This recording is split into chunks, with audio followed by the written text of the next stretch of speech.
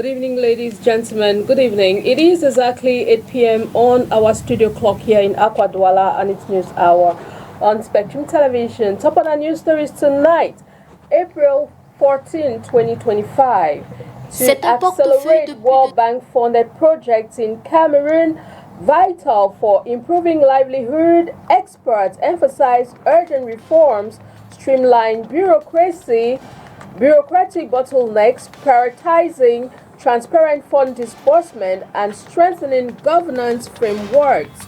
The World Bank's Director of Operations and Cameroon's Economy Minister have outlined actionable strategies. And in sports football, MTN Elite 1 Match Day 19 has seen a dramatic late goals, including Colombe Sportive's narrow 1-0 victory over Aigle Royal du Mungo, thereby securing in the 87th minute amid disputed refereeing decisions.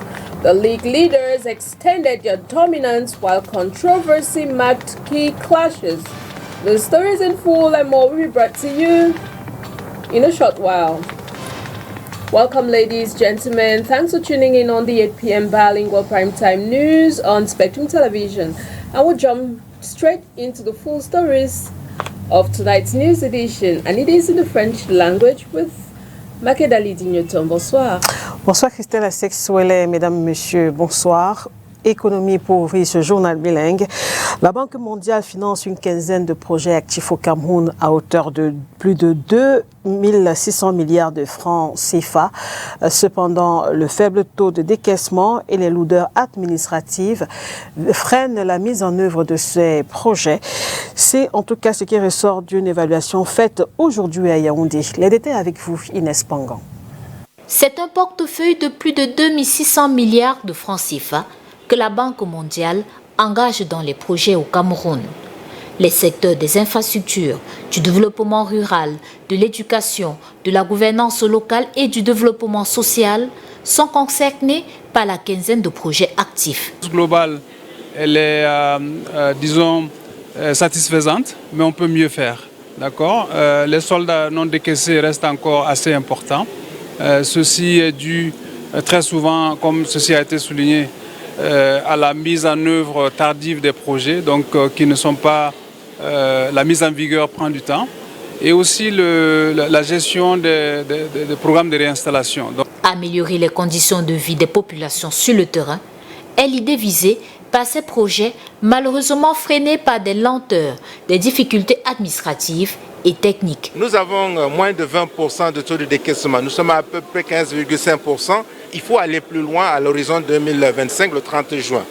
Comment le faire? Il faut régler des problèmes liés à l'élaboration, la préparation et la maturation des projets.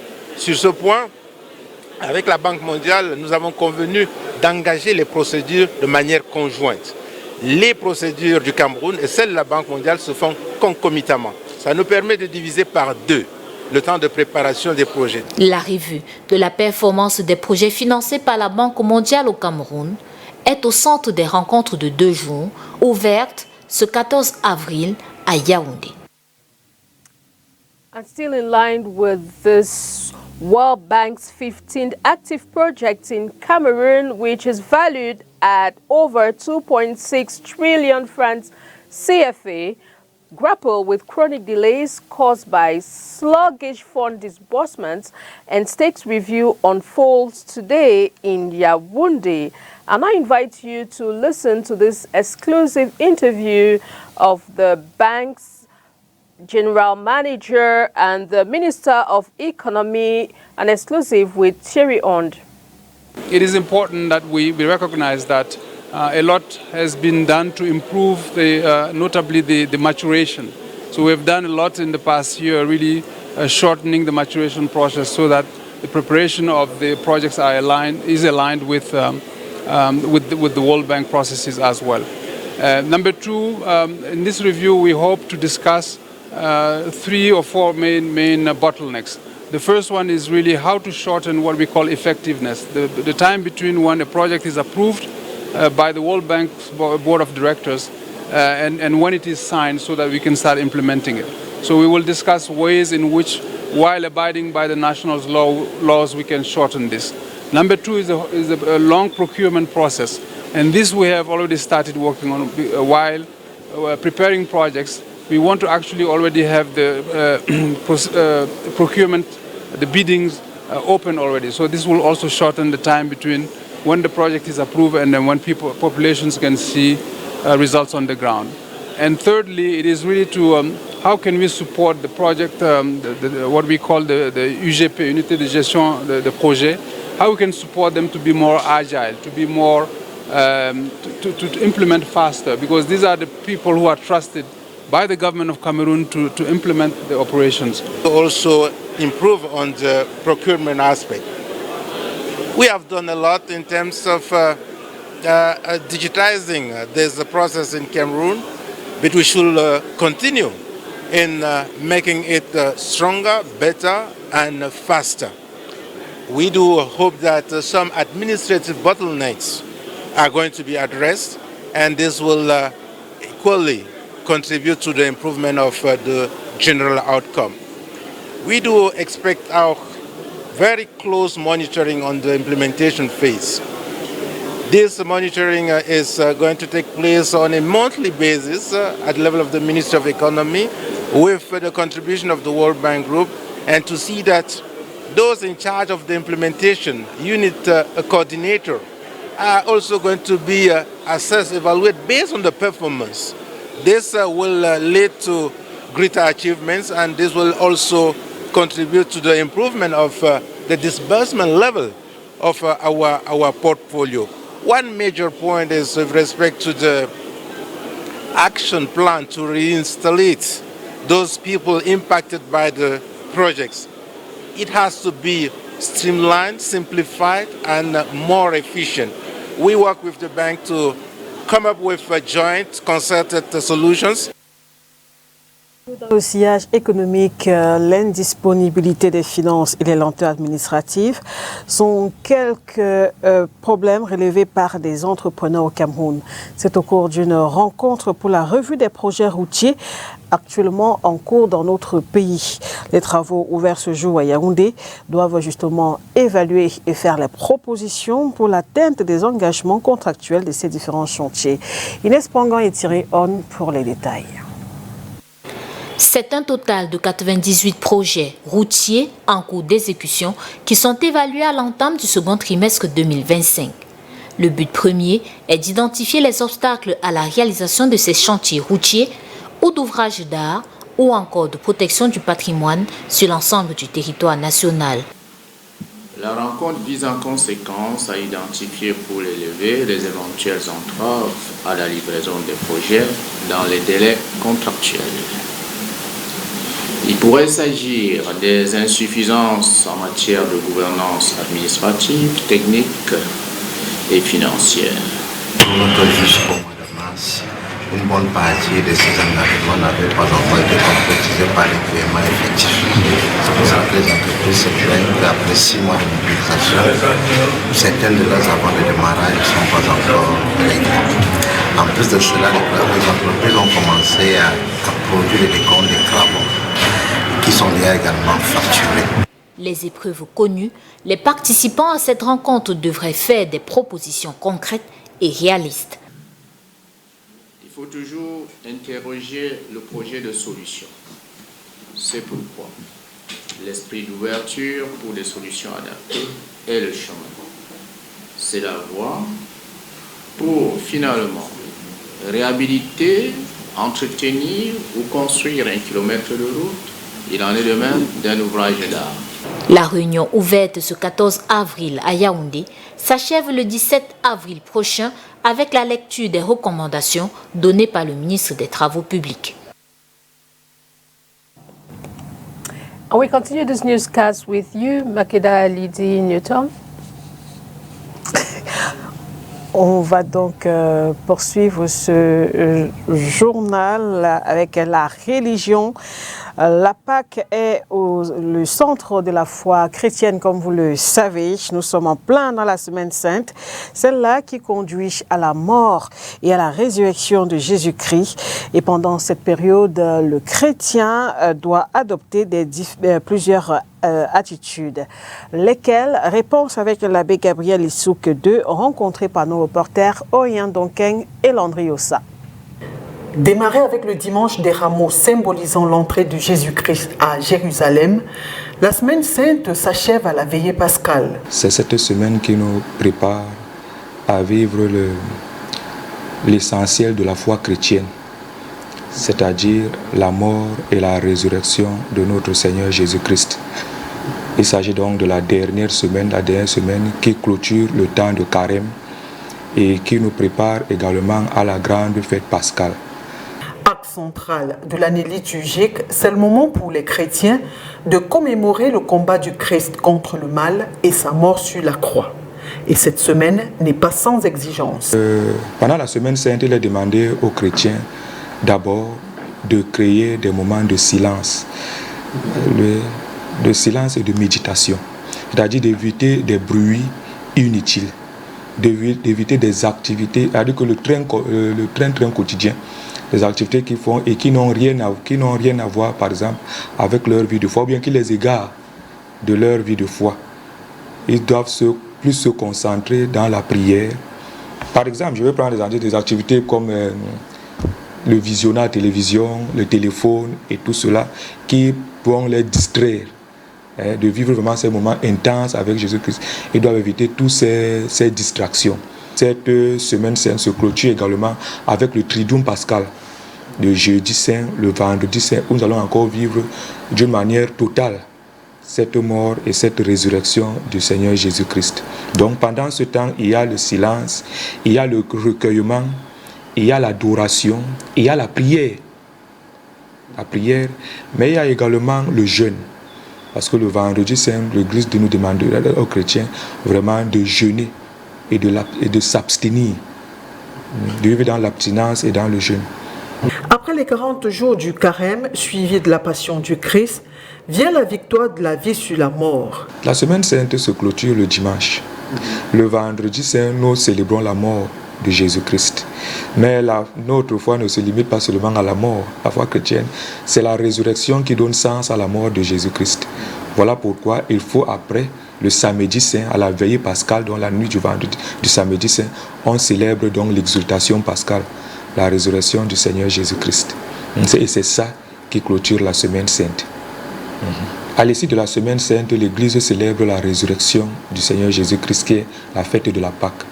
Et là également, pendant près de 50 jours, l'Église va célébrer la Pâque. Du dimanche de Pâques jusqu'au dimanche de la Pentecôte. L'Église va célébrer chaque dimanche. On célébrera la fête de la résurrection du Seigneur Jésus-Christ. Les chrétiens du monde entament ce 14 avril la semaine sainte qui court jusqu'au 20 avril, jour de la Pâque. And in Kumba, in the southwest region of Cameroon, in a move that could signal hope for Cameroon's troubled southwest, separatist leader Joel reportedly laid down his weapons on Friday, April 11, 2025, at the Senior Divisional Officer's office in Kumba, the heart of Meme Division, a region scarred by years of conflict. Onila Donet tells us more. Jim Joel, also known as Field Marshal Milipede, a former evangelist turned separatist leader, has laid down his arms to pursue a path of peace and redemption. On Friday, April 11, 2025, Joel was presented at the explanade of the Meme Divisional Officer's office in Kumba, following his surrender on Wednesday. Welcome today to meet up my papa them, for hand over everything. I don't see and say what will be the do it be very wrong. And my brothers them, where they for bush, may all them they come so they'll be together. We'll see how all things will be fine. So I don't get problem with any man, I don't get problem with anything. Any picking, when I'm a picking they for bush. If you want come, me the fear, may come a number. I can't receive it to any place. Known for causing menace in the areas of Meme, Dian and Bongue, Joel and one of his fighters, General Jagaban, surrendered to Defense and Security Forces in Small Banji village, Bongue subdivision. They surrendered weapons included 1 Mag Belgium, 3 Thompson submachine guns, 4 AK-47 rifles, 5 magazines, and 108,000 rounds of ammunition. Two children who have decided to abide to the head of state gun, asking them to lay down their weapon and to resume normal life. This the exercise that we are implementing here today. You new General Milpit, he was already Field Marshal Milpit, who's fighting, you know very well, since the beginning of the crisis. He was now the oldest Amba Sedo General operating in this Meme division. To facilitate his reintegration, Joel was given a motorcycle. His rehabilitation will continue at the Disarmament, Demobilization and Reintegration Center. The bike we offer to him today is for him to move freely in the sensitization of the remaining in the bushes and other in town. But the most important with the bike is that leaving the SG office before getting to Bisay Junction, he's going to have already his 1,000 in the pocket for him to go and sit around Total Bonjour to eat goat meat pepper soup and Others still in hiding are urged to lay down their arms and embrace peace. Et avant la page sportive de ce journal, cette information à l'étranger sous forme de brève. Au Gabon notamment, le chef de la transition, Brice Oligui Nguema, remporte l'élection présidentielle de samedi dernier avec 90,35% des voix selon les résultats provisoires publiés hier. Il est suivi de son principal challenger, l'opposant Alain-Claude Bilimbinze, qui obtient 3,02% des suffrages. La suite avec vous, Christelle Asek. Yes, Makeda Lidi, and we now talk sports in this news. MTN Elite One Match Day 19 saw dramatic late goals, including Colombe Sportive's narrow 1-0 win over Victoria. Eglo Royal Jimungo secured in the 87th minute amid disputed refereeing decisions. The league leaders extended their dominance while controversy marked key clashes. Onila Donet tells us more.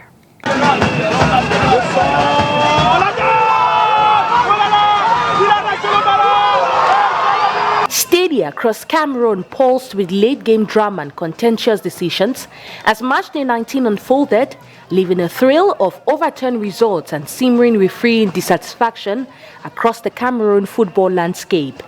Amidst this charged atmosphere, Colombe Sportive Dijan Lobo continued their steely march at the summit, snatching a dramatic 1-0 away victory against Eglo Jumungo, courtesy of a late intervention from Hamidou Hamza in the 88th minute. This hard-fought win, marred by what the home side deemed questionable refereeing decisions, cemented their top spot with 44 points and a formidable defensive record. Meanwhile, Gazelle Football Academy delivered a more straightforward statement of intent, dismantling Union Sportive of Douala 3-0 in a dominant home display. Goals from Akono in the 2nd minute, Serge Dora in the 63rd minute, and Colbert Bini in the 68th minute showcased their potent attack, keeping them in touching distance of the leaders. Elsewhere, Panther Sportive Day and Victoria United battled to a 1-1 draw, with David Ngondo finding the net for Panther in the 63rd minute and Richmond G opening the scoring for Victoria United in the 30th minute. Canon Sportif of Yaoundé secured a narrow 1-0 victory over Feu Vazu, with Victoria Liembi scoring the decisive goal in the 63rd minute. The midfield battle between PWG of Bamenda and Young Sport Academy ended in a goalless stalemate. Dynamo of Douala finally broke their winless streak with a crucial 1-0 away win against Bambutus of Buda, Florent Batum netting the winner in the 55th minute. AS Fortuna snatched a late 2-1 away victory against AS of Douala. Dilana Shimi put in the home side ahead in the 55th minute, only for Boris Fumu to come back at the 79th minute and Frakatama in extra time to turn the game on its head. Finally, Kotolspor of Garoua continued their home form with a comfortable 2-0 victory over Stade Rennais. Musa Limani scoring in the 66th minute and Chindo John Bosco sealing the point in the 89th minute. However, the lingering discussion surrounding the refereeing in the Aigle Jumungu vs Column Swati Duja and Lobo encounter added a controversial layer to an otherwise eventful match day. Report from Oni Ladonet puts an end on tonight's news on Spectrum Television. Thanks for watching, ladies and gentlemen. Do enjoy the rest of your evening in company of very interesting programs on Spectrum Television. Good night. Good night to you, Makeda Lydie Newton. Au revoir, Christelle Sec. Mesdames, Messieurs, merci de votre attention. Au revoir.